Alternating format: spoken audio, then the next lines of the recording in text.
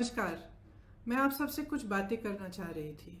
देखिए, काफ़ी समय से हम देख रहे हैं कि हमारे प्रवासी भाई बहन भीषण परिस्थितियों में, कड़ी धूप में, बगैर खाए पिए पैदल अपने गांव की ओर चल रहे हैं। ये लोग देश भर से आ रहे हैं, कोई गुजरात से आ रहा है। कल मैंने एक वीडियो देखा, एक लड़का जम्मू कश्मीर से चलकर सहारनपुर तक गया और उसको आगे बिहार तक जाना था। इसी तरह से आप सब ने देखा कि कई बहनें गर्भवती हैं। गर्भवती होते हुए 6 घंटे 8 घंटे कड़ी कड़ी धूप में चल रही हैं। कुछ लोग अपने बच्चों को गोद में लेके जा रहे हैं, कुछ टूटी हुई साइकिलों पर जा रहे हैं। एक और वीडियो मैंने देखा कि एक दादी दादा अपने पोती पोतों को उठाकर, इस तरह से दादाजी उनको उठाकर एक झूला सा बनाया था, उसमें उनको रख के उठाकर चल रहे थे। अब हम सबको अपनी जिम्मेदारी समझनी पड़ेगी। ये सिर्फ भारत के लोग नहीं हैं, ये भारत के वो लोग हैं जो भारत की रीढ़ की हड्डी हैं, जिन्होंने ये इमारतें बनाई जिनमें हम रह रहे हैं, जिनके खून और पसीनों से ये देश चलता है। हम सबकी जिम्मेदारी है इनके प्रति, मेरी है, आपकी है, सरकार की है, हर राजनीतिक दल की है। इसलिए मैं समझती हूँ कि ये राजनीति करने का समय नहीं है।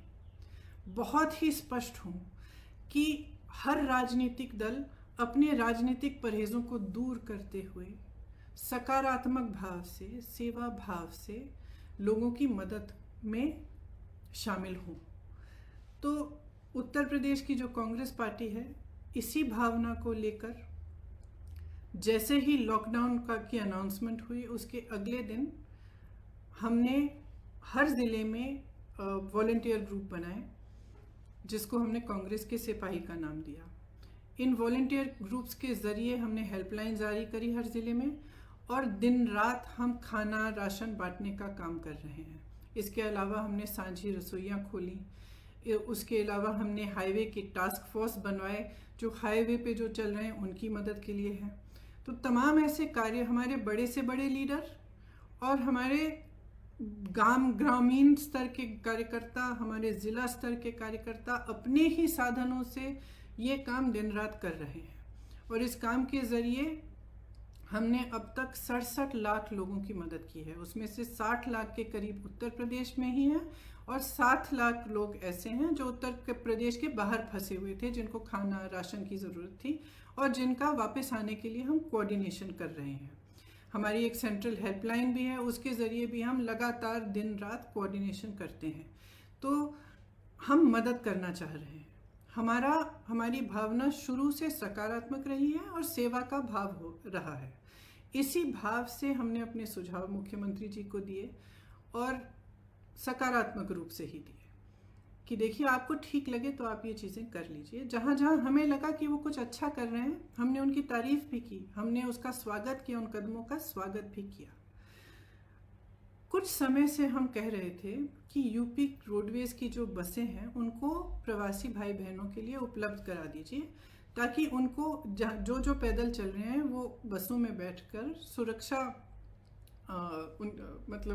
बसों में बैठकर सुरक्षित तरह से अपने घर गांव पहुंच पाए। तो हम काफ़ी समय से ये सुझाव दे रहे थे, ये मांग कर रहे थे। जब एक दिन कई हादसे हुए, कई एक्सीडेंट हुए, और हमने देखा कि यूपी की रोडवेज़ की जो बसें हैं वो अभी भी सक्रिय नहीं हुई हैं, तो हमने एक मुख्यमंत्री जी को एक चिट्ठी लिखी कि हम हज़ार बस को उपलब्ध करेंगे। गाज़ियाबाद और नोएडा बॉर्डर पर हम इन बसों को रोक देंगे, और आप अगर अनुमति देंगे इसके संचालन के लिए, तो जो प्रवासी भाई बहन दिल्ली और एनसीआर क्षेत्र से चल रहे हैं उनको हम इन बसों में बिठाकर अपने घर तक पहुंचा देंगे। तो अगले दिन मुख्यमंत्री जी ने ये ऐलान किया कि यूपी रोडवेज़ की 12,000 बसें हैं, इन्हीं का इस्तेमाल होगा और आपकी बसों की ज़रूरत नहीं है। तो हमने 17 तारीख को सुबह 500 बसें गाज़ियाबाद में खड़ी की थी, हमने उनको वापस भेज दिया। अगले दिन उनसे एक और चिट्ठी मिली कि आप अपनी लिस्ट दे दीजिए, और 1000 बस की आप लिस्ट दे दीजिए। उसमें चालक का नाम होना चाहिए, परिचालक का नाम होना चाहिए, फिटनेस सर्टिफिकेट वगैरह सब कुछ आदि होना चाहिए, ये हमारे पास पहुंचा दीजिए। तो हमने उनको धन्यवाद दिया कि आपने हमें अनुमति दी है बसों को चलाने के लिए, आपको हम लिस्ट उपलब्ध कर देंगे। तो 4-5 घंटों बाद हमने वह लिस्ट उपलब्ध कर दी। फिर 11:30 बजे रात को उनसे एक और चिट्ठी मिली कि आप अपनी 1000 बसें लखनऊ पहुंचा दीजिए कल सुबह 10 बजे। तो इसमें हमने कहा कि देखिए, हमारी बसें खाली दिल्ली से लखनऊ जाएंगी। इन बसों का मकसद ही ये था कि गाज़ियाबाद और नोएडा से, एनसीआर क्षेत्र से जो चल के जा रहे हैं उनको हम बिठाकर उत्तर प्रदेश के गांव और ज़िलों में ले जाएं। तो इन बसों का लखनऊ तक खाली चलना तो पूरे मकसद को ही ख़त्म कर देता है। तो हमने उनसे ये सुझाव दिया कि देखिए, हम गाज़ियाबाद नोएडा में इन बसों को तैयार रख लेंगे, आप परमिट दे दीजिएगा। फिर ये पूरा राजनीतिक सिलसिला शुरू हुआ कि आप हमें परमिट दे रहे हैं, लिस्ट दे रहे हैं, लिस्ट में कुछ गलत नाम है। जो भी है, मैं इन चीज़ों में नहीं पढ़ना चाहती और मैं सरकार पर सवाल भी नहीं उठाना चाहती। अगर उस लिस्ट में कुछ ऐसे नंबर हैं जो गलत हैं, कोई बात नहीं, हम एक नई लिस्ट भी उनको दे सकते हैं। मैं सिर्फ ये कहना चाहती हूँ कि 17 तारीख को 500 बसें हमने गाज़ियाबाद बॉर्डर पे खड़ी की थी। अगर वो 500 बसें चली होती तो कम से कम 20,000 लोग घर सही सलामत पहुंच जाते। कल हमने 900 बसें, 500 बसें राजस्थान के बॉर्डर पर और राजस्थान यूपी के बॉर्डर पर, और 300 से अधिक बसें, जिनकी पूरी टोटल संख्या 900 के करीब थी, हमने गाज़ियाबाद बॉर्डर पे, दिल्ली बॉर्डर पे हमने उपलब्ध कराई। अब अगर ये बसें चली होती तो कल 36,000 और आज 36,000 लोग अपने घर के लिए सही सलामत सुरक्षापूर्ण रवाना हो जाते। लेकिन हम इस राजनीतिक सिलसिले में उलझे रहे। उन्होंने कहा कि लिस्ट गलत है, कुछ ये हो रहा है, वो हो रहा है। बसें हमारी पहुंच गई हैं। कल 4 बजे से हमारी बसें बॉर्डर पे खड़ी थी। उनको आगे परमिट, यूपी के जहाँ पे उन्होंने कहा था कि यहाँ पे हमें गाज़ियाबाद और नोएडा में 2 पॉइंट्स दिए थे, यहाँ तक पहुँचाइए, वहाँ जाने का परमिट ही नहीं दे रहे हैं यूपी के अंदर। तो बसें खड़ी रहीं, आज भी खड़ी हैं। अब मैं सिर्फ ये कहना चाहती हूँ कि देखिए, 4 बजे 24 घंटे हो जाएंगे कि ये बसें उपलब्ध हैं। अगर आपको इस्तेमाल करनी है तो इस्तेमाल करिए, हमें अनुमति दीजिए। आपको भाजपा के झंडे लगाने हैं, इन पे अपने भाजपा के स्टिकर लगाने हैं तो बेशक लगाइए, बेशक लगाइए। आपको अगर कहना है कि आपने उपलब्ध कराई हैं तब भी कराइए, लेकिन इन बसों को चलने दें। क्योंकि जब तक हम इस राजनीतिक उलझन में पड़े रहे हैं ना, जब तक आप अजीब अजीब से बयान दे रहे हैं और तमाम इश्यूज उठा रहे हैं, तब तक हम कम से कम 92,000 लोगों को घर पहुंचा सकते थे। और वही 92,000 लोग आज धूप में चल रहे हैं, उनके सामने तमाम मुसीबतों को झेलते हुए चल रहे हैं।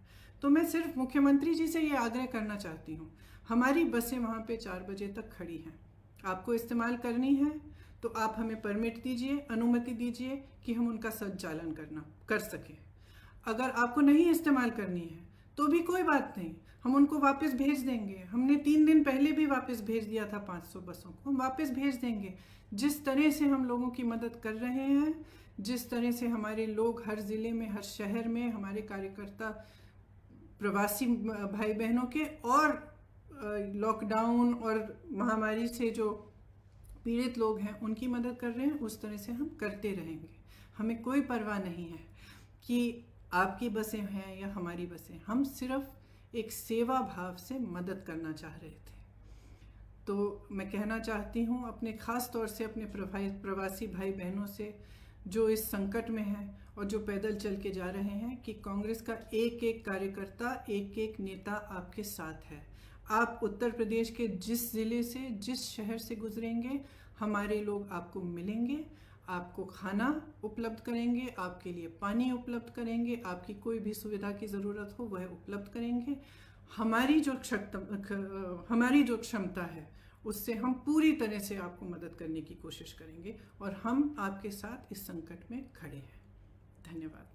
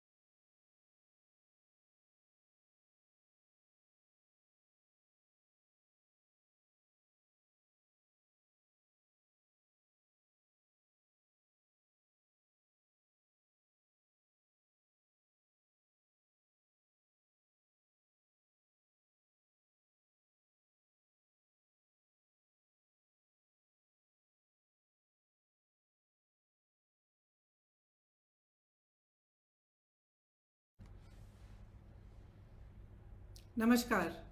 मैं आप सबसे कुछ बातें करना चाह रही थी। देखिए, काफ़ी समय से हम देख रहे हैं कि हमारे प्रवासी भाई बहन भीषण परिस्थितियों में, कड़ी धूप में, बगैर